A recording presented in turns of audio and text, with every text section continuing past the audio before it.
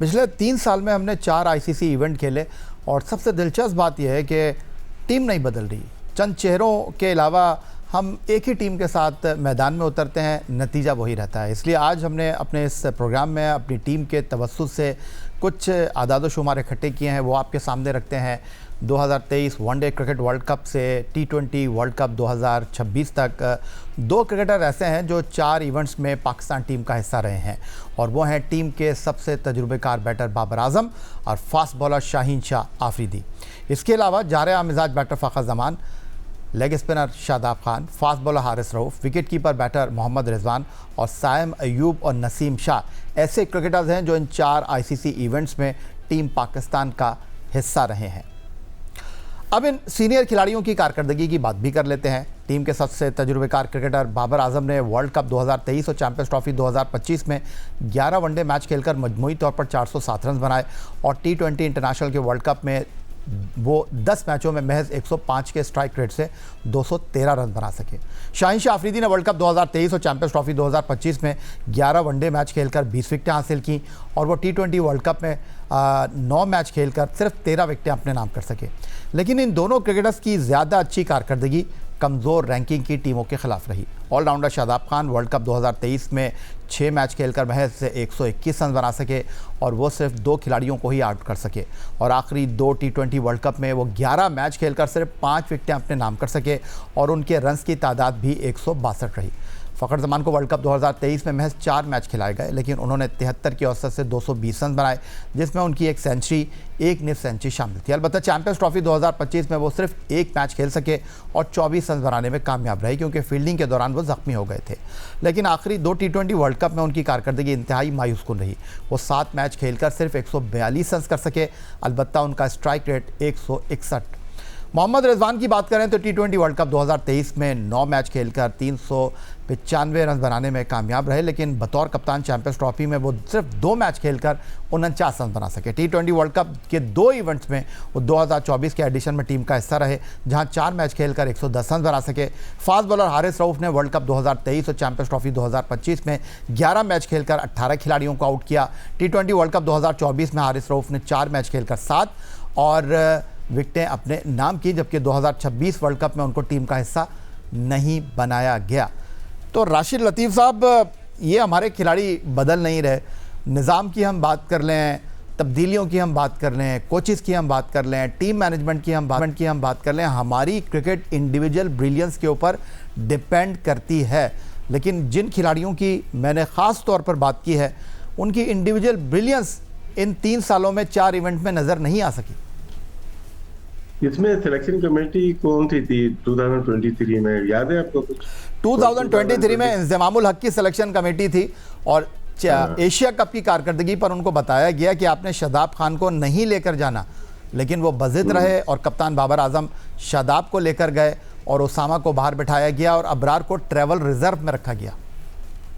ये खेले थे, उसामा भी खेले थे, उसामा खेले थे जी, लेकिन अबरार को ट्रैवल रिजर्व में रखा गया। खेले अबरार नहीं खेले। 24 की सिलेक्शन कमेटी फिर आपकी चेंज हो जाती है, 25 की फिर चेंज हो जाती है आपकी, 26 की फिर 2 चेंज हो जाते हैं। देखें, इन प्लेयर्स को तो आपको नजर आ गया ये परफॉर्मेंस नहीं की, जब भी आप 4 इवेंट नहीं, मैं तो 6 इवेंट की बात कर रहा हूं। अच्छा, मैं एक सवाल आपके सामने रख रहा हूँ राशिद लतीफ़ साहब, ये बड़ा दिलचस्प पहलू है।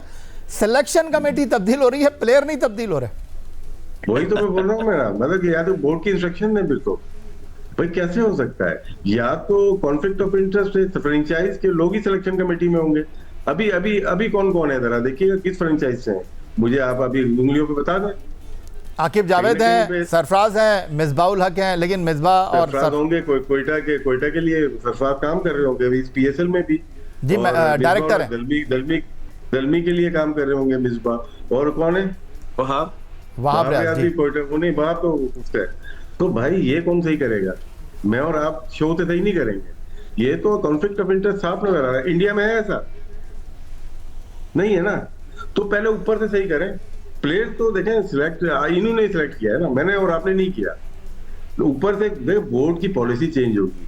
आपके पास डॉक्यूमेंटेड कुछ है ही नहीं ना। आपके PSL शुरू होता है, उसमें डॉक्यूमेंट पे कोई रूल ही नहीं बने हुए, आपकी सिलेक्शन कमेटी के कोई रूल ही नहीं बने, कोई पॉलिसी नहीं बनी थी। तो आपकी जो फ्रेंचाइज चला रहे हैं वही सिलेक्शन में आ रहे हैं, तो वही लड़के तो आएंगे ना, आ रहे हैं बार बार। तो एक दफा जरा करके देखें, इंडिया की हम बात कर रहे हैं, इंडिया की जरा करके देखें, हटा दें सबको, कोई भी नहीं होगा तो कॉन्फ्लिक्ट ऑफ इंटरेस्ट हटेगा हटेगा, आपकी सिलेक्शन होगी। वही प्लेयर बार बार क्यों आ रहे हैं? अगर बाबर परफॉर्म नहीं कर रहा तो बार बार क्यों आ रहा है? अगर रिजवान परफॉर्म नहीं कर रहा तो बार बार क्यों आ रहा है? मैं तो खुद सवाल कर रहा हूँ आपके लिए, मैं तो आपके तवज्जुह से क्रिकेट बोर्ड को बोलना चाहता हूँ कि कॉन्फ्लिक्ट ऑफ इंटरेस्ट आप खत्म कर दो। साफ नजर आ रहा है कि किसी का कोई इंटरेस्ट नहीं है, सिर्फ सबका पैसे का इंटरेस्ट है। पाकिस्तान से इंटरेस्ट खत्म हो गया सबका। देखिए अब एक कैटेगरी में कोई भी नहीं है, उससे भारी भरकम तो हमारे सिलेक्टर्स ले रहे हैं, हमारे मेंटोर रह रहे हैं। मेंटोर दुनिया में कहीं है ही नहीं। तो पहले ऊपर से आग लगाएं, नीचे खुद ब खुद सारी चीजें ठीक हो जाएंगी। ऊपर से आग लगाएं, सारी चीज़ें ठीक हो जाएंगी। अहमद शहजाद साहब, 2026 वर्ल्ड कप में भारत ने अपने स्क्वाड में शुभमन गिल को नहीं रखा। 2026 वर्ल्ड कप में 2024 T20 वर्ल्ड कप के दो अहम खिलाड़ी तजुर्बेकार रोहित शर्मा, विराट कोहली रिटायरमेंट लेकर टीम से अलहदा हो जाते हैं। लेकिन जिस तरह राशिद लतीफ़ साहब ने कहा कि हमारे पास चंद मखसूस खिलाड़ियों के गिर्द हम घूमते रहे हैं। आप जब की बात करते हैं, रिजवान की बात करते हैं, तो आपके हवाले से कहा जाता है कि आप अपने पर्सनल एजेंडा के ऊपर बात कर रहे हैं, आप प्रोपेगेंडा कर रहे हैं, आपको बाबर से मसला है, आपको रिजवान से मसला है। सवाल यहाँ पर ये मौजूद है कि जब हम सिलेक्शन कमेटी की बात करते हैं तो अजीत अगरकर हमारे पड़ोसी मुल्क में है और उनकी जो सिलेक्शन कमेटी है वो सबके सामने है, और वो जो टीम देते हैं, जो उनके कोच गौतम गंभीर हैं, वो 11 का सिलेक्शन करते हैं। उन्होंने कह दिया शुभमन गिल नहीं होंगे तो शुभमन गिल नहीं है, हालांकि वो टेस्ट टीम के कैप्टन हैं, वो वनडे टीम के कप्तान भी बने हैं, लेकिन वो T20 वर्ल्ड कप नहीं खेले। लेकिन हमारे पास ऐसा नहीं है, आप कप्तानी से भले से हट जाएं लेकिन टीम से बाहर नहीं हो रहे आप। नहीं, कोई कंपैरिजन नहीं है दो मुल्कों का इस टाइम, जहाँ तक क्रिकेट की बात है। हाँ जी, आप डिप्लोमेसी की बात कर सकते हैं कि थोड़ा सा बेहतर तरीके से पाकिस्तान ने अपने कार्ड्स खेले हैं, लेकिन वो भी फ्लैग कंट्रोल करने की हद तक, इससे ज़्यादा और कुछ नहीं है। और इससे ज़्यादा कोई पाकिस्तान को ऐसा जिससे फ़ायदा हुआ नहीं। हाँ, ये है कि इवेंट्स हार के जब आपने ये बात की तो लोगों का ध्यान ज़रूर उस तरफ गया, और आपने भी अच्छी बातें की। आप बांग्लादेश के साथ भी खड़े हुए, चाहे एशिया कप का भी जो ट्रॉफी वाला सीन हुआ, डिग्निटी पे बात आई आप लेके, लेकिन इससे ज़्यादा और कुछ नहीं है। देखिए, प्लेयर्स का आपने ऑलरेडी सारी परफॉर्मेंसेस बता दी हैं। हम भी पिछले ऑलमोस्ट 2 साल होने वाले हैं इसी प्लेटफॉर्म पे बैठ के लोगों को तमाम चीज़ें बता बैठे हैं, और लोग अब यकीन भी कर गए हैं। ऑब्वियसली स्टैट्स आपने इससे पहले सबके गिना दिए, सब तमाम सीनियर प्लेयर्स के। गलती ये हो गई यहाँ पे, देखें कि जो सिलेक्शन कमेटी या क्रिकेट बोर्ड है ना, वो उनको एक प्लान तैयार रखना चाहिए था वर्ल्ड कप के बाद, कि जिस तरह ही वर्ल्ड कप का डिबैकल होता, so they should have came like media के सामने और बता दें सारे कि भाई ये हो गया, इतने इवेंट सारे खेल गए, हमने इनको इस तरह सपोर्ट किया। लेकिन अनफॉर्चुनेटली इन लोगों ने पाकिस्तान के साथ उस तरह, या अपनी गेम में उस तरह इन्हेंस नहीं लेके आए, या गेम से बड़े होने लग गए, या में ग्रुपिंग की बातें भी टीम के अंदर बिल्कुल अपनी जगह मौजूद हैं। फिर कप्तानियों के पीछे भी लड़के भागते हुए नजर आए।